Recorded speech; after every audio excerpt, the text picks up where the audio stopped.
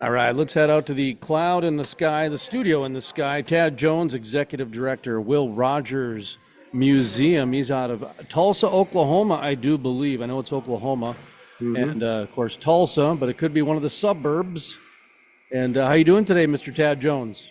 We're doing great. We're actually in Claremore, which is just outside of Tulsa. And Will Rogers would joke that all the millionaires in Tulsa would actually go to Claremore to have his own little town there. But we're about 20 miles from Tulsa. But Will Rogers was born in Oologah and called Claremore his hometown because he said nobody could pronounce Oologah.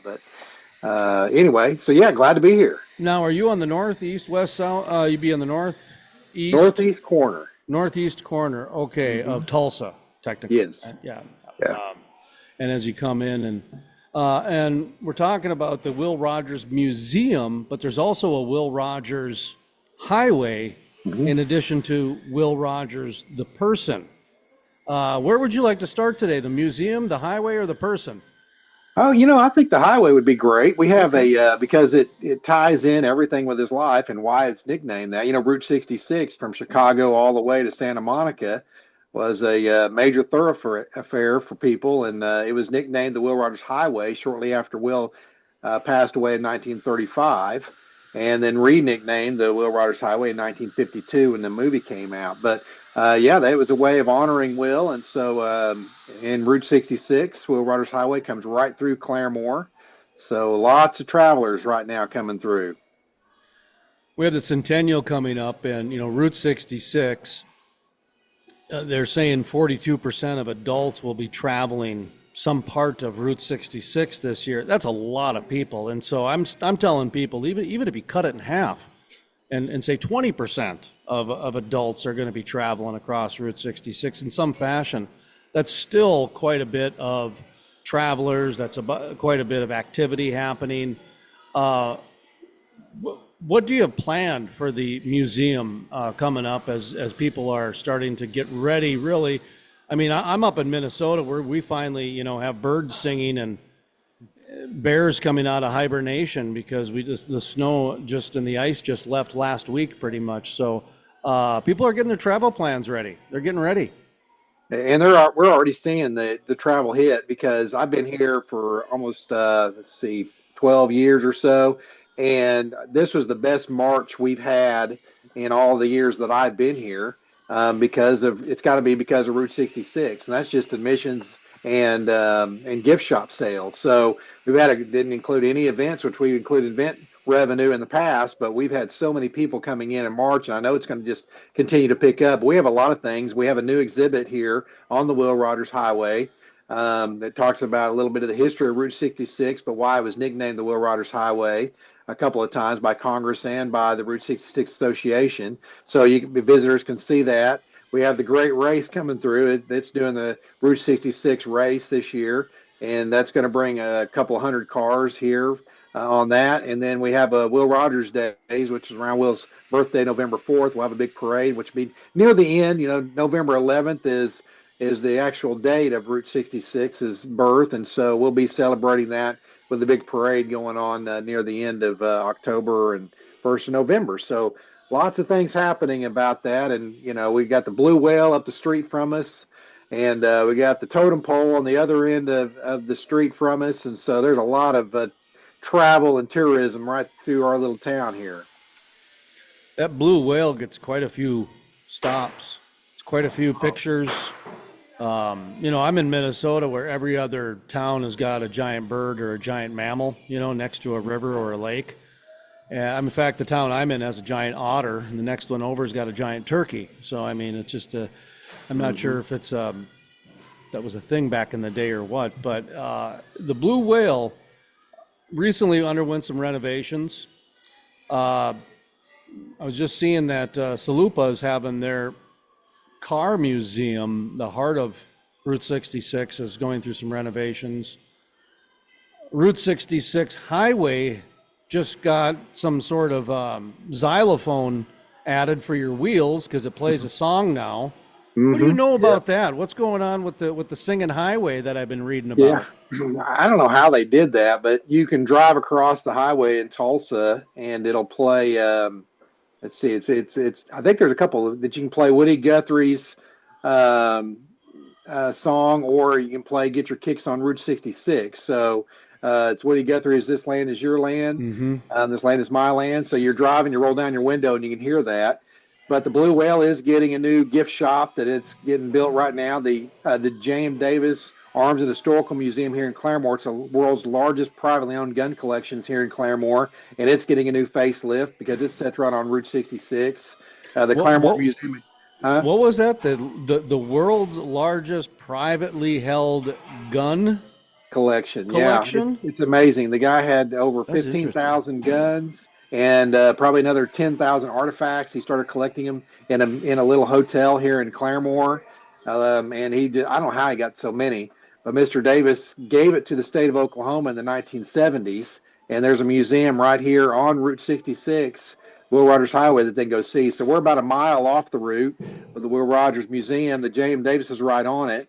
And then Claremore's got another museum, the Claremore Museum of History, and Sam Walton's wife, Helen Walton's from Claremore. We have an astronaut that flew around the moon, Stuart Russo. We have Andy Payne, who ran the Bunyan Derby in the late 20s. That they celebrate there. So there's some real neat people. Lynn Riggs and Patty Page. Lynn Riggs wrote Ring Grow the Lilacs, which became the play Oklahoma. And of course, Patty Page, country music singer, was born here. So lots of history here in Claremore.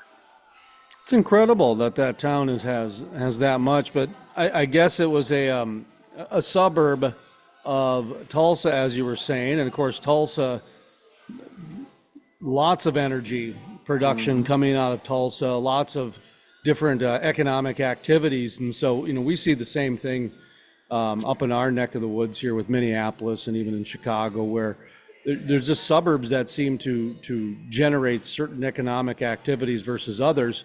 And with yours now, is the Will Rogers Highway run through yours, or is that in Tulsa itself? I guess I'm not familiar with the Yeah. actual Will Rogers Highway. Well, the entire Route 66 was nicknamed the Will Rogers Highway. Will died. He was the biggest star. For those that don't know, Will was the biggest star.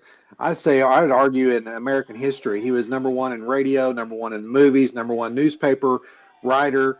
Extremely popular. Traveled all over the country doing humanitarian efforts, giving speeches. Everybody in America knew about Will Rogers in the 20s and the 30s, and he died tragically in 1935 in a plane crash. So they looked for ways to honor him, and they built the Will Rogers Memorial in Claremore in 1938. But in 1936, they nicknamed Route 66 the Will Rogers Highway. And then when the movie came out in 1952, The Will Rogers Story, they also re-nicknamed the Will Rogers Highway, had logos built. There's plaques up and down the highway all the way to Santa Monica. So there was a lot about Will Rogers and honoring him on Route 66. So that's where that comes from, is that history of Will and that love that America had for him. So so Will Rogers Highway, Route 66 are one and the same. And so I you never might knew remember, that yeah, that Route 66, you're talking about the the entire thing entire was route, nicknamed. right? Yeah, we got logos, like I said, that were designed for that. We had Michael Wallace, who wrote the book Route 66. He was here for our grand opening of the Will Rogers Highway a few weeks ago. So yeah, they're one and the same. So we're doing our part to kind of share with people that it was nicknamed the Will Rogers Highway, and have an appreciation for what he meant to this country. Are you involved with the fundraiser that's going on with the Route 60 with the Will Rogers Memorial? We are. I mean, I am, and we are doing a major renovation here too. We're going to have a new event center starting this year, big three-story. We're going to have a new entryway and gift shop going in here at the museum, which will be ready probably in early 2028. So there are just renovations all over the place. And of course, Oklahoma, I think, has invested maybe the most of any state. We have a Route 66 commission, and we've got renovations all up and down from Miami, Oklahoma, in the northeast corner, all the way to the into the state, Clinton, Oklahoma, Route 66 museum there. So there's a lot of renovations and updates that tell the story of the highway all across Oklahoma. Oklahoma is one of the more interesting states because of what you just mentioned. I believe it has the most miles, but also it is probably the most used for modern civilization. It's not the part that's really intrigued me about Route 66 because I was just like everybody else, just went on it a few times for a certain amount, knew about the show, but I was not old enough to watch it. Knew about the song, but wasn't really old enough to be part of my daily life, but knew enough about pop culture and Americana to where Route 66 was more than just a highway. It was more than just a road. It had symbolism behind it. And so when I did the kind of the bathroom reader book that I'm publishing out chapter by chapter right now, I was so astounded by how many things have come from the highway. And the example I give people is, motels, because everything was hotels before, people went on holiday. And then when motels came, like just from a 5,000 foot view, that's incredible. Like civil engineering had to change, the structural of buildings, and just the impact and the ripple that came through this. And I've been covering the energy industry for 15 years, which has probably the most vast supply chain that you can ever see. I mean, when a refinery in the Middle East has a problem and we have gas prices affected here, that's a supply chain that's connected, right?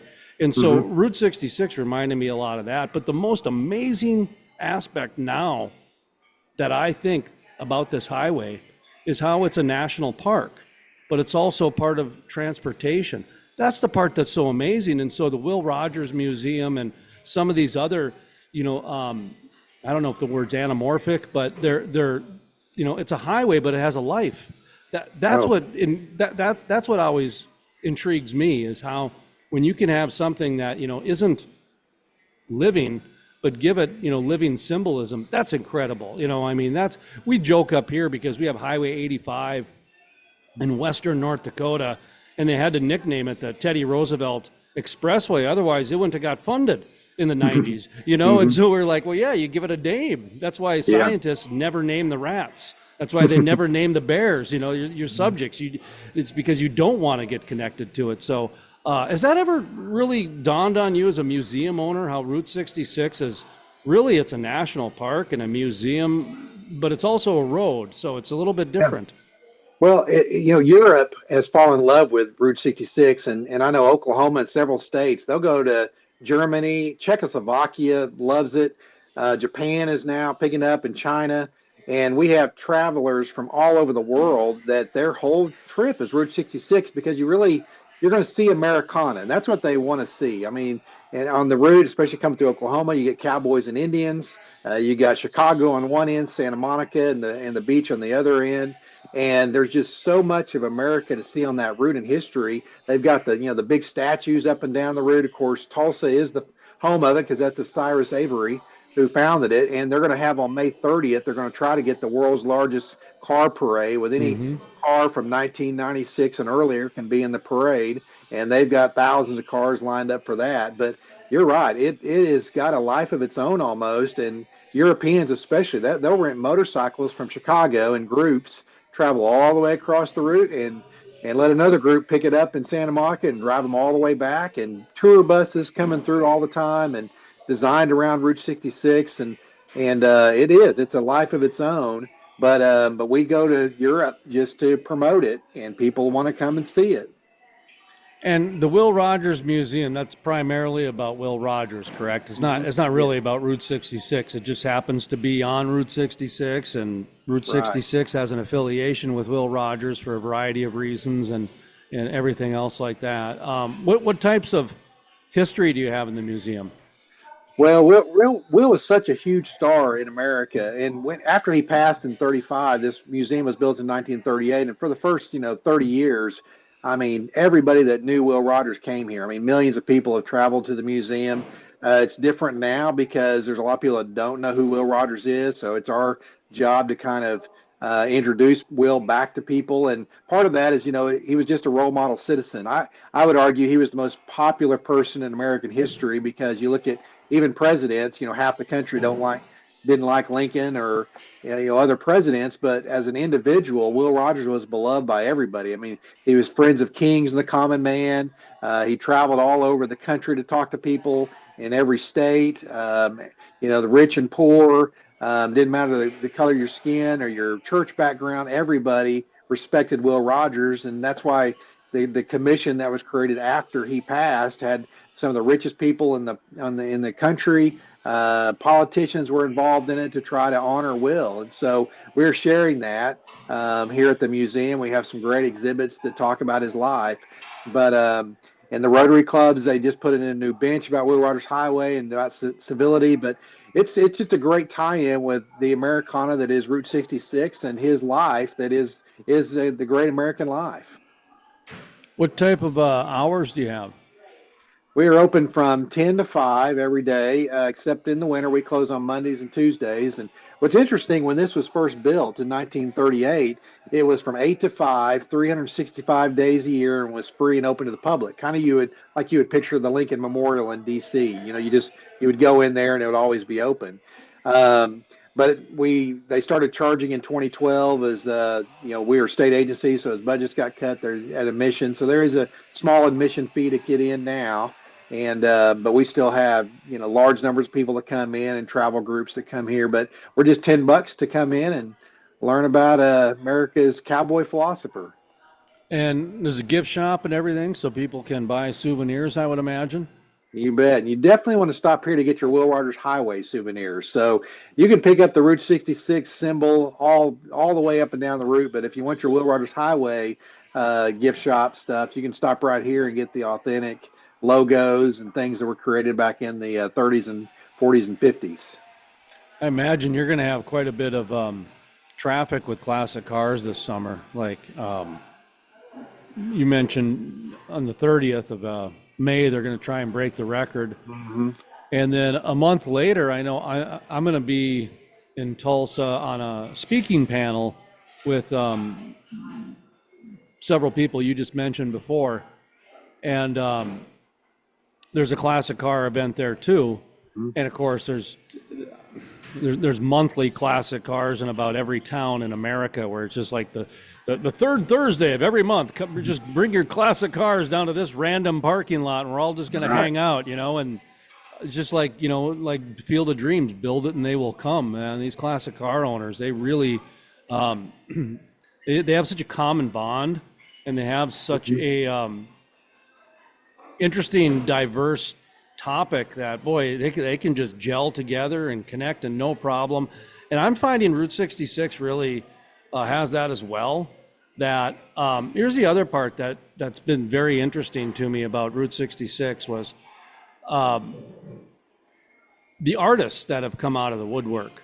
Like this highway has done more for the artist community than I could have ever imagined. Like just the amount of ideas that people have attributed to Route 66. I give the example all the time of the Kansas, which has 13 miles total, the state, 13.3 or 13.2 miles total. Don't want to shortchange them.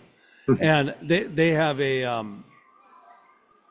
Parrot Head division of Route 66 Kansas, not Oklahoma, not Texas, not just that 13 miles. So they get together and do their thing, and that's what it really opened my eyes to, where I'm like, well, there's no shortage of ideas on Route 66, and that's supposed to be what America's all about.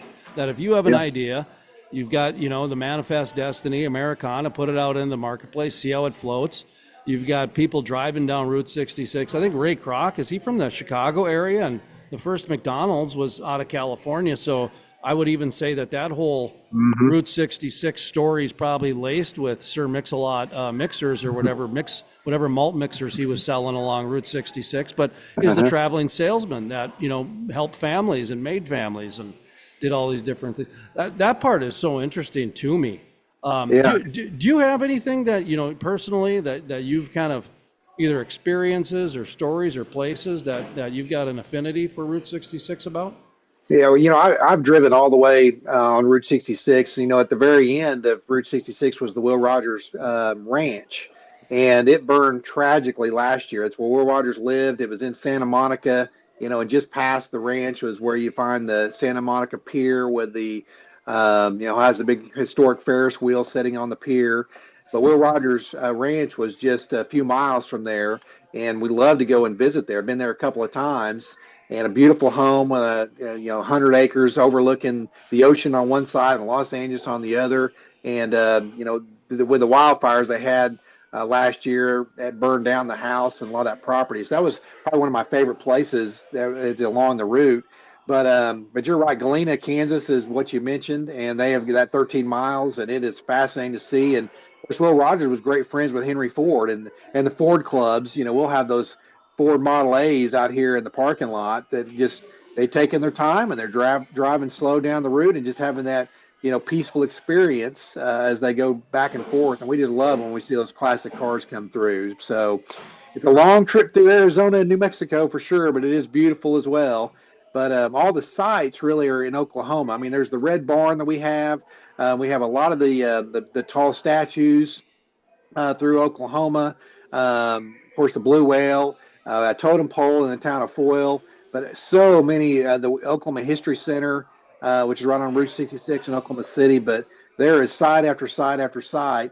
And what's really neat is Michael Wallace. The movie Cars is what I think got Route 66 just booming, because that movie was great. Michael Wallace drove it 2 or 3 times with the Pixar team.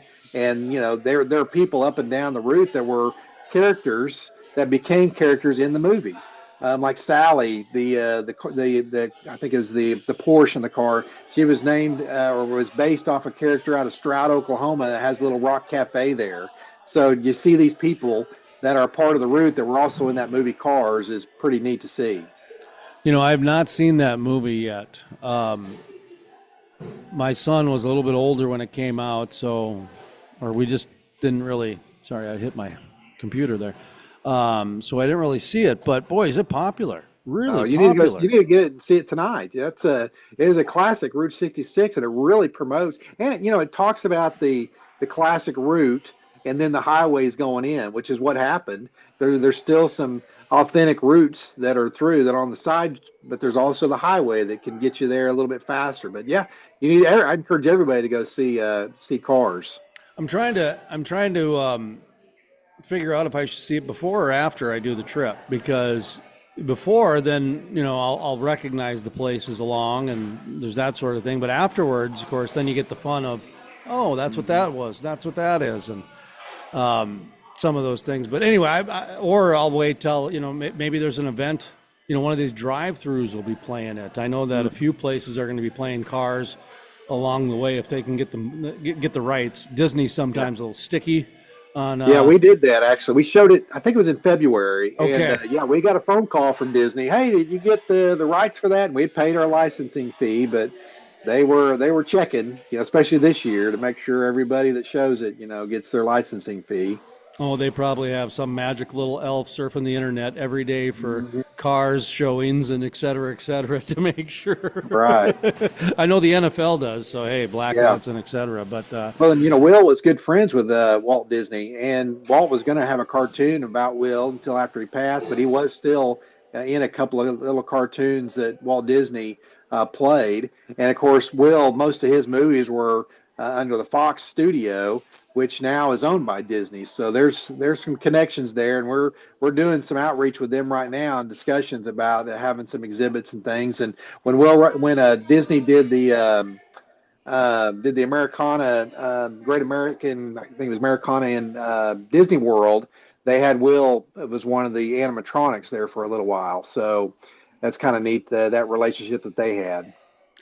I imagine that'd be a little bit tough with Will Rogers trying to keep him relevant, because John Wayne has kind of taken taken a little bit of consciousness from people when it comes to iconic cowboys. Hmm. I never thought of that till right now, actually. How, because Charlie Chaplin. Well, there's your silent movie guy right there. I mean, there's certain things that you commit.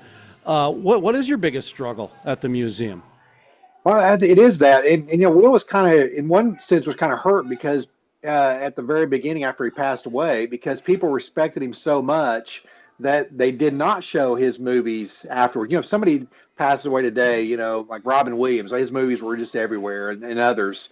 But when Will passed, They actually did just the opposite. They did not show any of his movies. They actually kind of vaulted them, and out of respect, they didn't want to look like they were making money off of him. There was just so much mourning, but that actually hurt him in the long run because you can turn on Turner Classic Movies, and there's only, I think, one movie of Will's that's in the public square. The rest are in a vault, and we show some here. We showed the movies here at the museum, and there's a few that you can actually buy. But Fox and Disney, they own most of the movies, and so people don't get to see Will in the movies like a lot like Charlie Chaplin and others that they might see, or the Three Stooges that were in that same time period, and the Marx Brothers who Will knew. But so that was kind of a frustrating thing. So with that and people not knowing him, we have the Will Rogers Highway is one way we're trying to share Will, and the other is just Will as a person of civility, a character that went to the Republican and Democrat conventions. Because in today's world, when there's so much political unrest, we have Will as a role model about how he treated people. When he said, "I never met a man I didn't like," he meant it, because he tried to see the good in people, and that's the kind of thing that we need. We're going to disagree forever. That's just humanity, but we can do it in a way that's respectful. And Will was one that did that, and that's what we're trying to share with people, that we can be a better person. Will was one that did that. One of the things I'm doing this summer is taking Route 66, June to mid-August. I'm going to spend one day in each county and just kind of take it in and document and that sort of thing. But part of my, story arc, if you will, is, mental health, is to go do a little bit of a reset and take my time and engage with people again and have conversations with people, because I've been covering the energy industry for 15 years, and when I grew up, gas prices were about all people really argued about. People really didn't get upset about different forms of energy and different types of things like that. And then over the last 10 years, politics has gotten into so many different things. It's gotten into science, it's gotten into math, it's gotten into energy, it's gotten into so many different things that I was joking probably a few months ago, and I said, politics has actually ruined politics. You can't even have a civil conversation with anybody at your kitchen table anymore without triggering somebody and them just getting into bloodshed. So I'm glad to hear this about Will Rogers, because I'm going to embrace that spirit, and we're going to be once a week devoting a segment on the road to mental health. And we're going to talk about the different places that you can, like the Whale, for example, go and just sit and journal, sit and relax, and sit and do a number of different things, and really get in touch with some of these emotional intelligences that you're speaking of, that Will Rogers carried throughout his life and was symbolic to have to do with this road. I don't know if you have any comments on that, because mental health is so touchy Absolutely. and personal. So go ahead. Yeah. Yeah, I'm actually on a board of a mental health organization that's fantastic, and so I'm very, very familiar with that, and that's a true statement. And I think social media definitely drives that a lot more, because they want to get the emotions. But when people talk politics and how crazy it is today, you look at Will Rogers quotes from 100 years ago, and they're just as applicable. And so it tells you that it may sound bad today, but it's been rough, and that's the way our democracy was designed for, was to have voices that are out there that are different. And one quote that I love of Will, where he said that the Senate opens with a prayer and closes with an investigation. And you look at our Senate today, and there's investigations all the time. And so they were doing it 100 years ago, and it's comforting when you read Will Rogers quotes to know that we have been through challenging times before. He was there in the Great Depression. And yet he still encouraged people. And so, the mental health side of things is very real. And I think that's when people take a step back and go, you know what, we've faced challenges many, many times in our country. We've gotten through them, and we just do it with respect to the best that we can. And we do it with a smile. That Will Rogers during the Great Depression, when you think about so many people lost everything, Will Rogers was the most popular then, because people thought of him just as their friend. His movies, he was shown cutting up, his stock market shares in the movies, because they were worthless. And so people related to him as just a good old guy that was just trying to hang in there. And he was encouraging people like that. And he's got a famous speech where Herbert Hoover, needed to have an audience and about the Great Depression. And so he said, let's get the most popular person to speak before me. And he got Will Rogers to do it. And Will Rogers gave a speech that's known as Bacon, Beans, Limousines, where he kind of joked that we're going to be the only country in the history of the world that went to poorhouse in an automobile.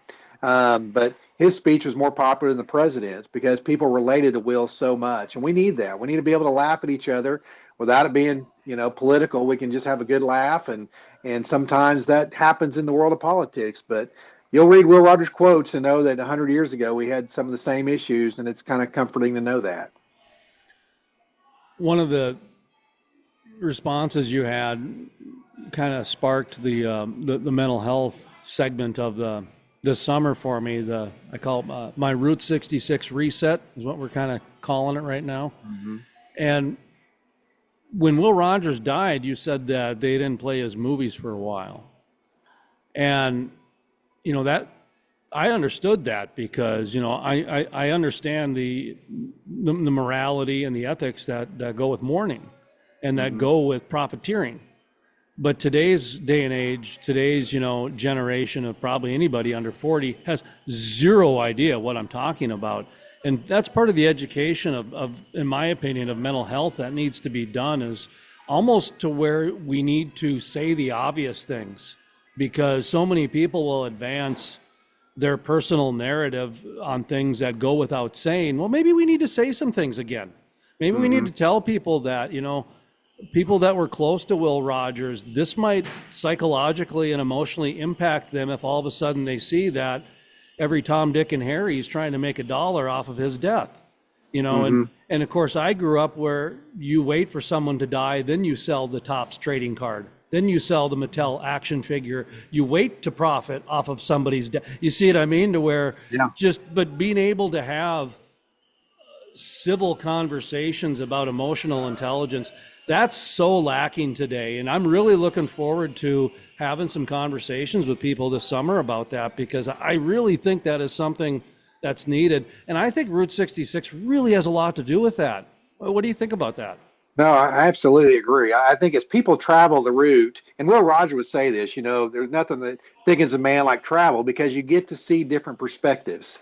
And, when you are traveling across the Midwest from Chicago all the way, and then you see the small towns and just how they treat each other, and you go in and get a piece of pie at the Hammond House in Claremore, and everybody's friendly to you, and you stop at the gas stations and say hi to people, and, you just see the Midwest and the whole country really. And you can see there's a lot of just friendly people. They just want to wake up in the morning, provide a good service, be friendly to each other. And we act like in the national level that everything's horrible.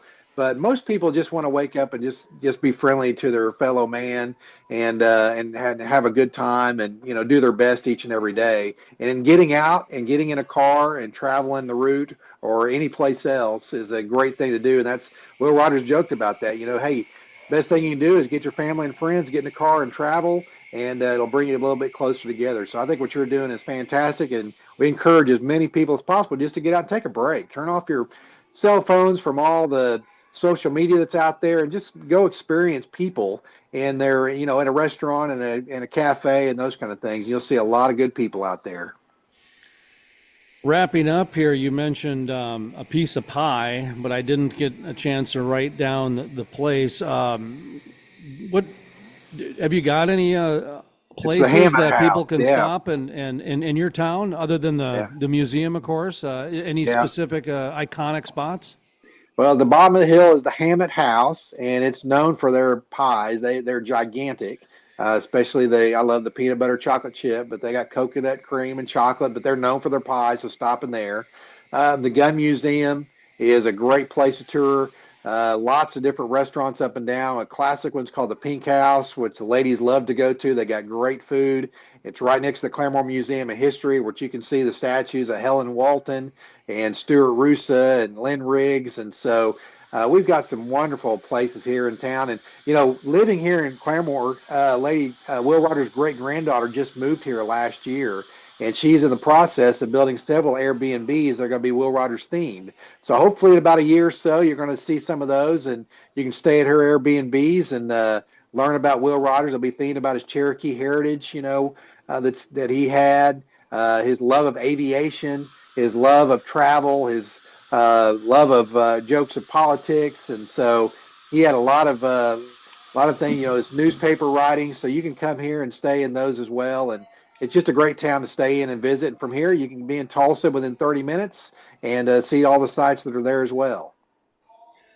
The gun museum still cracks a smile, because I am I'm such a fan of counterculture and culture, right?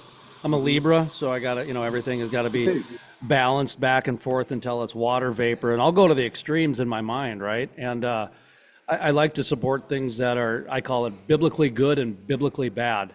And so when I was in, I think it was Moore, Oklahoma, I believe is the town I was staying in, because I spoke in Oklahoma quite a few times, either in Oklahoma City or Enid or Tulsa at a few natural gas conventions, meetups and that sort of thing.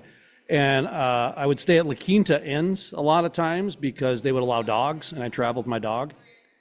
And this La Quinta Inn was next to a Black Rifle coffee establishment. Have you ever been to Black Rifle? I know of them. Yes, I've seen them in stores. Okay, I was not familiar with it at the time.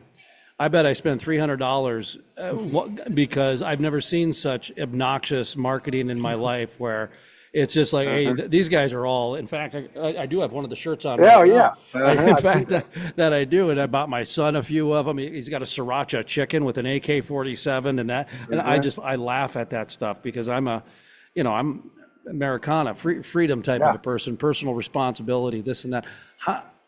How many guns and how big is this place? Because I'm imagining the like scene from Parks and Rec where they go to Ron Swanson's and it's just the whole wall is just guns, just guns and stuff. And so some people might need to sign a waiver before they walk in today's world. So what would somebody experience walking into the gun museum? Oh, it's great. There was a Will Rogers Hotel on one side of the street, and a Mason Hotel was the name of it on the other. And this Mr. Davis, he had Mason, guns like the bricklayers. Jar. Oh, Yeah, the like jar. Mason Okay. Jar. Yeah, it was the Mason Hotel, and he had guns on the walls everywhere and designed in circles. The pistols and rifles, and so eventually he gave it to the state of Oklahoma. He was offered millions of dollars from Howard Hughes to make it a casino, but he turned that down and gave it to the state, and they just built this gigantic building that's just full of his guns. And so they're working right now. They got some new exhibits out there, but the gun is really the example of freedom. It's the one thing that's why it's the Second Amendment, is that for people that want to be free, they have their guns. And so this museum celebrates that by showing the literally 10,000 guns that are there from every, from gangster guns to movie guns to just historic guns that they have there, and then just other artifacts too. So you need to have a couple hours to walk through and take your time looking at all the things. He collected Steins as well and Longhorn heads, but it's a very, very unique museum, and they've got a tank sitting out front too. So, and they're working on a neon gun that they'll have when you drive up, but it's a very unique museum, and you'll love it when you get to go and visit the J.M. Davis Arms and Historical Museum. And I've never owned a gun in my life, and I never will. I have knives and a bow and arrow. I'm kind of an old school type like that, but I don't hunt. I just enjoy the outdoors and the natures. But when it comes to me, it doesn't matter if it's a gun or anything. There's an industrial art behind this, and to understand the whole concept and reaching the goal, and this, to me, that's fascinating, absolutely fascinating. I mean, it'd be no different than an automobile museum. There's a museum in Texas I'm even going to stop in that's just barbed wire, just decades and eras of barbed wire. That's fascinating to me because there's a reason for it, and there's years of trial and error, and there's years of, I grew up in agriculture where, agriculture had to be the most dangerous industry of my life yet you never read about it, you never see anything about it, you know. But when I started understanding this later in life, I'm like, oh yeah, that's why so and so neighbor died, and that tractor rollover, and a spring came out in auger, and you know, all these different. You start putting together these different things, and you know, that's part of what we're building here. That's part of what we're doing, and so you know, that Libre in me just really enjoys these types of things. So I'm definitely going to stop at your museum, the Will Rogers Museum. I'm definitely going to stop at the Gun Museum. I might even have to find that shirt I got at a trade show 10 years ago when the coal industry was kind of getting in trouble, and they were going to a lot of oil and gas conferences to try to get like-minded people. And this shirt I got that says "Coal, Guns, Freedom," and I'm like, oh, this is just I can't wait to wear this in downtown Minneapolis. Boy, this is gonna be just fun, like poking bears everywhere and this and that. And anyways, but that's how I have fun on the road sometimes, is just, you know, kind of be counterculture and see how it goes and this and that. But well, I appreciate the time today, and anything you want people to walk away from, anything we forgot to mention, or anything you want to reiterate, or, you know, plug for fundraisers, sponsors, etc. I just say, you know, just get out, turn your phones off for a little while, and just take a drive. And there's so much to see and do. I hope you can do Route 66 this year, aka the Will Rogers Highway. Even if you do part of it, you're going to learn something. You're going to meet some wonderful people, and just see how much investment's been made into this route. And it's going to bring people to America and from across the world for a long time to come, and we just love seeing that. So I appreciate what you're doing, and you're going to have a wonderful time on the drive. There's some drives you're going to stop, you know, every 15 minutes to see something. Others you're just going to drive peacefully for 30 or 40 minutes to an hour and just see nature. So it's a great trip. Tad Jones, Executive Director, Will Rogers Museum. Thank you very much, sir. Thank you.